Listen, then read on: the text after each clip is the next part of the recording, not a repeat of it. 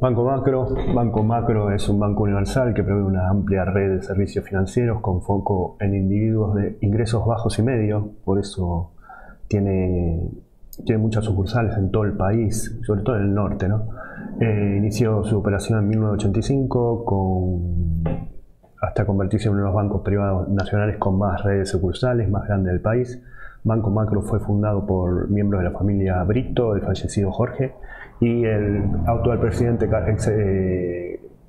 Carballo, Delfín Carballo, quienes aún son accionistas mayoritarios. Una cosa con la historia, ya que en las novedades lo único que ponen son los resultados, y bueno, eso es lo que vamos a ver después, el resumen de los resultados.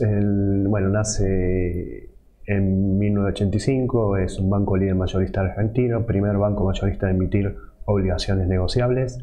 Nace acá en la provincia de Salta, Jujuy y un poco de Catamarca. En Salta hay un montón, es verdad. Y el Banco Salta, Banco del Noreste, Banco de Misiones, Banco de Jujuy, todo se la come Banco Macro y llega a 73 sucursales. Y después vemos cómo se va extendiendo, bueno, en esta parte de la ciudad. Se fusionó con Banco de Tucumán, agarró Banco de Misiones.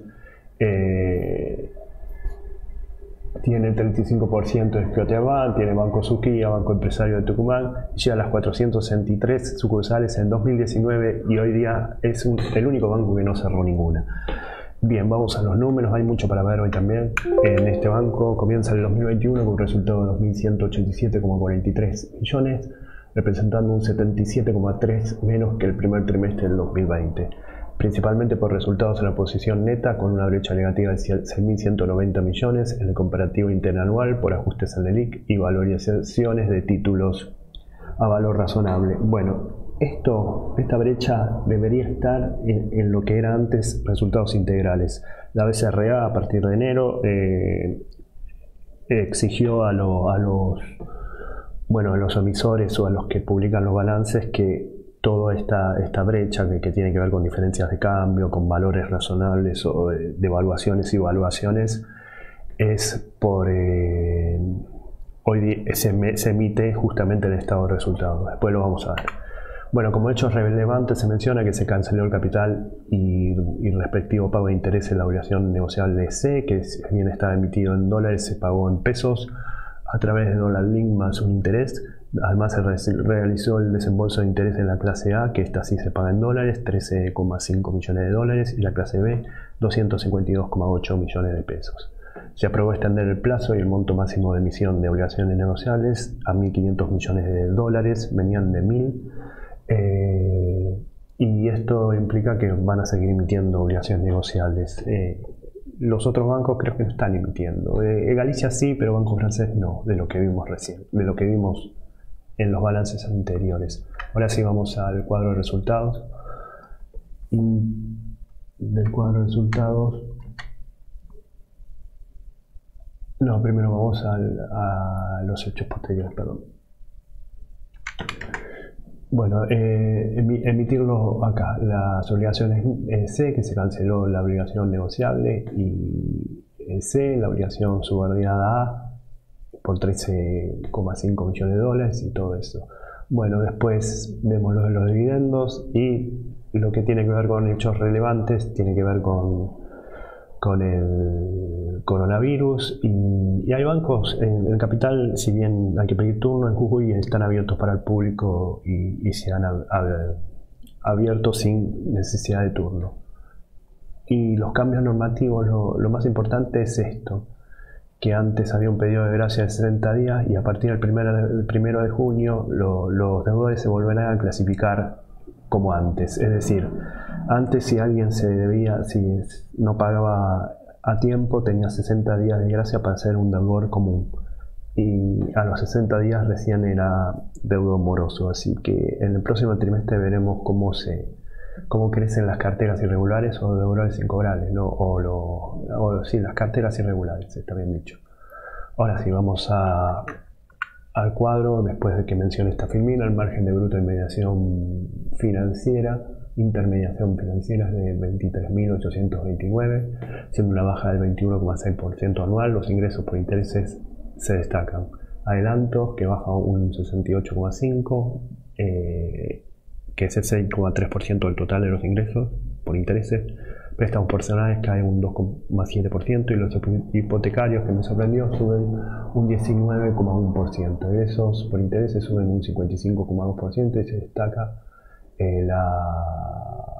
la suba, no la baja de plazos fijos, que es el 90,2% del total, por subas promedios en tasa de referencia, que no lo anoté, del 6,4%, ¿no? El margen bruto por intervención de comisiones arroja 5.928,5 millones y cae un 6,2% interanual por menor cobro de comisiones de tarjeta de crédito principalmente. Bueno, vamos ahora sí por fin a los ingresos. Como dijimos, hay mayores egresos por mayor tasa que se ha pagado en depósitos a plazo. Lo que también mencioné antes es el resultado de la posición monetaria, una brecha de más de 6.200 millones de pesos. Y bueno, es lo que hace entre esos dos que el resultado sea un 77% menor que el primer trimestre del año pasado. Bueno, vamos a ver los intereses. Como dijimos, adelantos es la mayor baja, y destaco los hipotecarios, que aumentaron 500 millones, y en ingresos por intereses los plazos fijos de inversiones a plazo por el aumento de la tasa de referencia y por mayores cuentas de plazo fijo. Nada más por comisiones, a ver si la tengo por acá, sí. Bueno, la baja de comisiones vinculadas con obligaciones, o sea, con deuda. Y nada más, y baja de tarjetas también. La subrayo, Prambra. Ahí está. El resultado neto por medición de instrumentos financieros a valor razonable acumula un saldo a favor de 4.561 millones, subiendo un 94,3%, principalmente por resultado de títulos públicos y revalúo de la venta de Prisma. Es decir, que se ajustó en el patrimonio neto la venta de Prisma que se hizo hace 2 años, ¿no? La diferencia de moneda se reconoció un ingreso que no estaba imputado. Vendría a ser una corrección. La diferencia de moneda extranjera y oro y posición monetaria da 1.216,3 millones, sube un 60,1%, y el saldo de otros ingresos resta 4.708 millones, ampliando el déficit en un 2,4%. Esto que podemos destacar, a ver, vamos a las notas. Primero, bueno, lo que es diferencia de cotización monetaria, tenemos resultados por posición monetaria, es decir, lo que se tiene por dólares, se tiene un 59% más, un 10% en el trimestral baja. Diferencia de cotización hay un 60% más, no solo por compra de divisas, que hubo 75% más. Esto está todo ajustado. Bueno, lo que dijimos del 94% en títulos públicos, que hay un aumento del 113%, y acá está por inversión e instrumentos de patrimonio, que se refiere al ajuste que se hizo por la venta de Prisma hace unos 2 años. En este caso, que impulsa ese ítem. ¿Algo más acá? 6, 9, 10, a ver si creo que tenía algo más de ingresos operativos. Bueno, los ingresos operativos bajan un 3%, suben un 3%, un 2, y pico, para ser más preciso. Y lo que es ingresos operativos, bueno, no hay mucho destaque por otras comisiones y servicios. Bueno, hasta ahí quedamos. El cargo por incobrabilidad es de solo 2,4 millones de pesos, por nuevas clasificaciones en la pérdida crediticia esperada que no habían sido ajustadas adecuadamente. El ratio de cobertura tiene 387,8%, el primer trimestre del 2020 fue un 173,5%. Se recubre todo esto, la previsión sobre cartera irregular, quiere decir, y el ratio de cartera irregular sobre cartera total bajó de 1,36 a 0,92. Bueno, acá vamos a ver algunas cositas de incobrabilidad. Primero, acá cargo por incobrabilidad, tu incobrabilidad es 2,4 millones de pesos contra 1.200 y pico de antes. Acá, lo que ellos destacan en esta nota 5 es la nueva clasificación que se hizo sobre el cargo de incobrabilidad, y algunos ajustes, pero no el cálculo del cargo de cobrabilidad en sí, así que puede confundir muchísimo esto por el hecho de que no están los 2 millones para el cálculo, pero sí hace una clasificación de los deteriorados en préstamos en un análisis individual. Los grados altos son los que piden préstamos a mayor escala, ¿no? Que son el 3,5% de la gente, y que tiene el permiso de hasta el 3,5% de la gente que tiene el permiso de eso. Y el atrasado pero no deteriorado forma parte del 66% de los préstamos, ¿no? 3,75 en el grado en grita es 3,75, pero en personas son el 66%. Bueno, esto da un deterioro de 1,04. En cuanto a la cartera, para avanzar un poco con esto, tenemos la calidad de cartera, justamente la calidad irregular, que en un palo, 930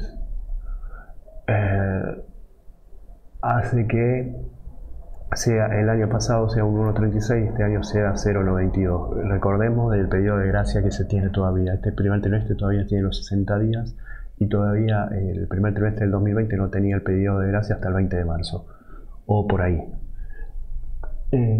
Esa es la diferencia. Y después la cobertura es mucho mayor, aunque baja en el trimestre. Y lo que es cartera... No, nada más para decir, no, porque si hablamos del riesgo de costo de la incobrabilidad sobre préstamos es cero, tiende a cero por lo que imputaron sobre cargos por incobrabilidad. Seguimos. Los gastos de administración son de 3.414,7 millones, un ahorro del 10,5%. Se destacan los honorarios a directores y síndicos, que caen en un interanual un 75,8%. Los beneficios del personal resultan 7.257,8 millones, una suba del 7,7%. El ratio de eficiencia, es decir, de dividir de beneficios y gastos administrativos, más gastos administrativos, dividido ingresos por intereses, da 35,7, está muy bien comparado con otros bancos, a pesar de que aumentó 4,6 puntos porcentuales del primer trimestre del 2020. La dotación es de 8.459 empleados, echaron a un 3,1% en el interanual, y las sucursales siguen siendo, como vimos al principio, 463 sucursales sin cerrar una en 2 años, como único en los bancos que hay hoy día. Bien, acá vemos un cuadrito simple que se puede ver. Como dijimos, ingresos un 8% anual en cuanto a los aumentos de remuneraciones, estarán por encima de la inflación. Gastos bajan un 10%, sobre todo en honorarios y síndicos, que bajó un 76%, no se pagaron más, no se pagaron más por ahora de lo que se pagaron el año pasado, es una cuarta parte. La dotación es 8.459 contra 8.732, la baja del 3% que dije. El ratio de eficiencia crece, como habíamos dicho, y las filiales sigue siendo 4,63. Seguimos. Los préstamos suman 265.030 millones, una baja del 17% interanual. En moneda extranjera cayó un 58% y son el 8,9% del total. Los depósitos acumulan 457.287 millones y suben un 3% interanual. Los depósitos en moneda extranjera forman parte del 18,1% del total y bajaron un 25% con respecto al primer trimestre del 2020. Bueno, vemos las tablas de depósito que también las exponen.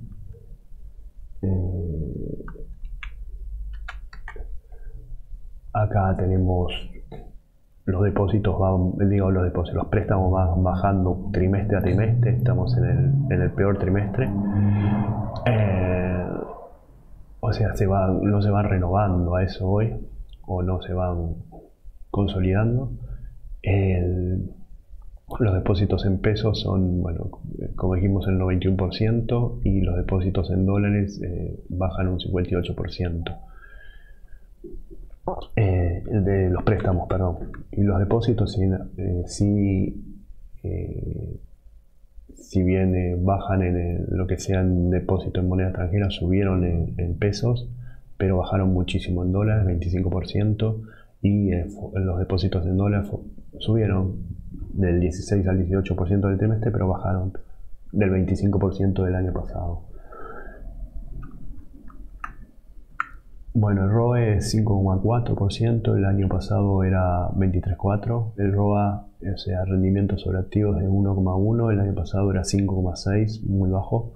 La tasa implícita está en 17,01%, la tasa pasiva implícita dio 4,65%, repito, ingresos sobre préstamos, egresos sobre depósitos. El spread implícito da 12,36, el año pasado fue de 12,79, o sea, baja un poco. El margen de interés neto, que es algo que ellos exponen y me interesó, bueno, exponerlo, anualizado dan un 17,4 inferior al 25,2. Vamos a ver cómo los ponen, ¿no? A ver si lo tengo por acá. El NIM, acá está. Bueno, el NIM en total es 18,6, superior a 0,9 al trimestre anterior, pero muy inferior al 30,6. ¿Qué quiere decir esto? Se tienen los activos rentables y se divide lo que vimos, ingresos por intereses o el margen por intereses, que era, si no me acuerdo, 23,829. Esto lo que hace es esta tabla que ellos ponen, dividir este margen de ingresos por intereses sobre el activo rentable, y esto lo que nos da el 18,6 en pesos nada más. En dólares se acorta un poco, que es 17,4, y eso se llama margen neto de interés, no margen de interés neto, que es dividir el margen intermediación, ingresos menos egresos por intereses, sobre los activos rentables. Bueno, en la asamblea del 30 del 4 se aprobó dividendos por 10.000,4 millones de pesos, lo que equivale a 15,64 por acción. Se suma a unos 70.446,4 millones de reserva facultativa, es decir, que se duplicaría si se reparte todo, lo que daría esto más o menos de 7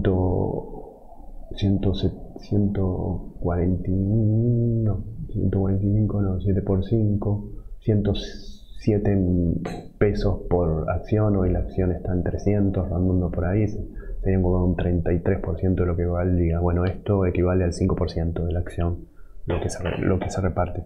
Se estima que para el segundo trimestre del 2021 sigan creciendo los depósitos con respecto a los préstamos, sumando mayor liquidez.